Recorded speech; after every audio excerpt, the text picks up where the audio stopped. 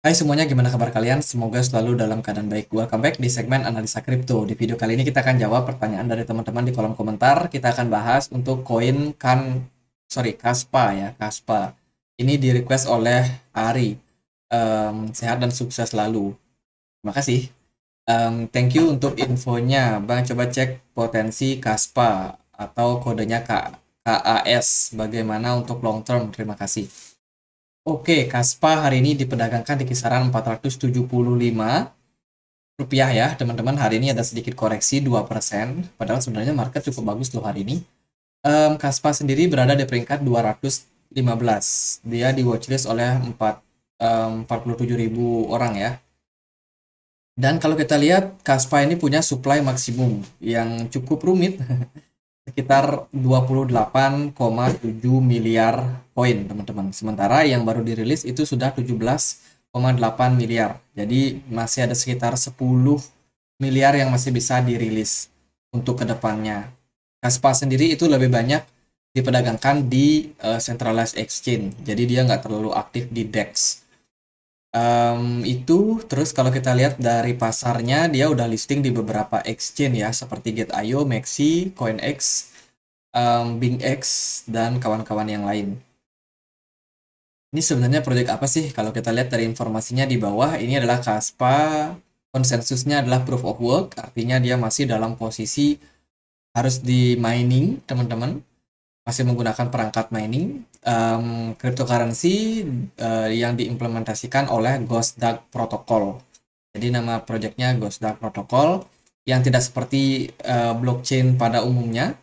Blockchain tradisional ya, dia menggunakan blok paralel, teman-teman. Jadi dia menggunakan teknologi yang namanya DAG. Aku sendiri belajar-belajar dikit soal DAG. Ini adalah Direct Acyclic Graph, teman-teman. Ini adalah istilah yang merujuk kepada setiap kali transaksi dia itu harus diverifikasi oleh satu line yang sama. Jadi dia berbasiskan dengan Direct Ledger teknologi yang mengandalkan algoritma konsensus yang disingkat sebagai Direct Acyclic Graph. Direct Ledger ini terdiri dari vertex and edge. Tidak seperti blockchain, Direct Acyclic Graph ini menggunakan blok dalam sistemnya. Sebaliknya, transaksi dicatat sebagai prestis dan juga dicatat satu sama lain. Lalu kemudian transaksi dikirimkan ke DAG oleh node seperti di dalam blockchain yang sama. Jadi DAG sendiri untuk setiap transaksi baru harus merujuk pada transaksi sebelumnya. Jadi dia itu berkaitan antara transaksi satu dengan yang lainnya, supaya dapat diterima ke jaringan. Jadi kurang lebih dia memang tidak menggunakan blockchain pada umumnya ya, tidak seperti blockchain pada umumnya untuk validasi transaksi yang dimiliki. Kalau kita lihat juga dari white papernya sendiri, nama projectnya adalah Phantom Ghost DAG, Scalable Generation of Nakamoto Consensus. Orang yang bikin adalah Yonatan Sompolinski, Sai Wiborski, Afif Zohar. Jadi semuanya ini bersekolah di School of Engineering and Computer Science, Hebrew University of Jerusalem, Israel. Jadi ketiga-tiganya ini sepertinya mahasiswa yang sama. Mereka lulus di universitas yang sama, terus mereka bikin project, teman-teman. Blok DAG. Lalu kalau kita lihat apa sih keunggulan daripada blockchain ini? Jadi lebih cepat untuk transaksinya, instant confirmation, kemudian bisa di scalable juga, bisa ditingkatkan ya teman-teman. Kemudian dia efisiensi dalam proof of work-nya, jadi mungkin hanya membutuhkan beberapa validator saja. Kemudian security, jadi aman ya. Blok DAG yang sepertinya mereka sangat-sangat unggulkan. Mereka juga udah terkoneksi dengan beberapa mobile wallet, kemudian juga mereka bisa diperdagangkan di beberapa exchange yang tertera di bawah ini. Jadi untuk pasar ya masih berkembang, masih growth, teman-teman. Kalau kita lihat dari sosial media sendiri, mereka cukup ramai lah bikin Ask Me Anything ya. Mereka ada aja pembahasan yang mereka lakukan di Twitter, dan juga mereka terakhir aku lihat dia kerjasama sama perusahaan sama dompet wallet ya, wallet yang baru ini kalau nggak salah.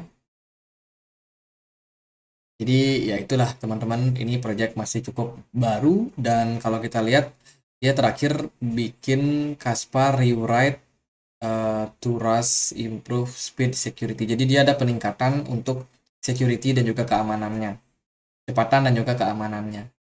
Jadi ini kelanjutan daripada project yang mereka bangun. Jadi secara project sebenarnya project ini cukup bagus.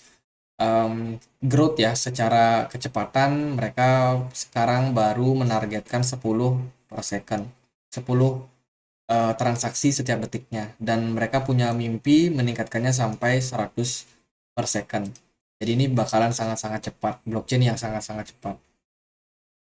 Jadi itu sih beberapa pengenalan mungkin yang teman-teman perlu tahu soal Kaspa. Kalau kita lihat dari segi price action, Kaspa ini growth bagus ya.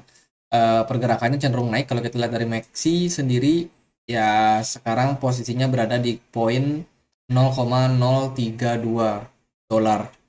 Jadi Bitcoin hari ini perform bagus, teman-teman. Bitcoin berada di harga sekitaran 30.200, dan BTC dominance-nya juga udah turun ya di perdagangan hari ini. Jadi harusnya sih altcoin dapat momentum yang bagus. Tapi Kaspa sepertinya dia bergerak berbeda.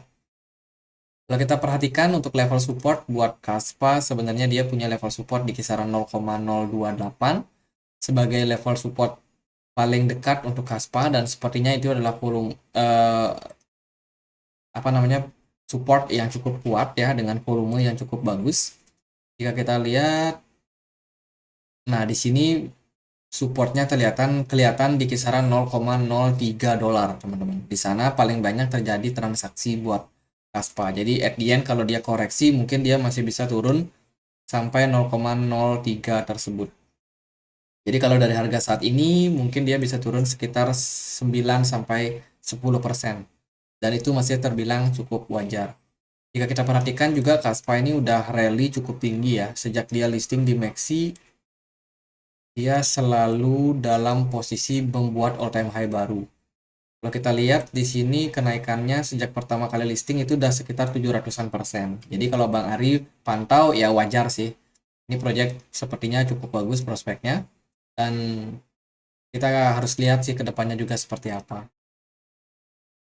Untuk level support yang penting sih mungkin di sini ya di 0,009, tapi sekarang untuk market yang bullish seperti sekarang ini mungkin mencari level tersebut agak sulit.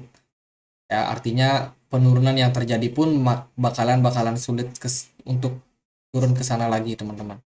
Jadi paling enggak sekarang mungkin kita mengharapkan adanya koreksi-koreksi wajar aja buat Kaspa sendiri.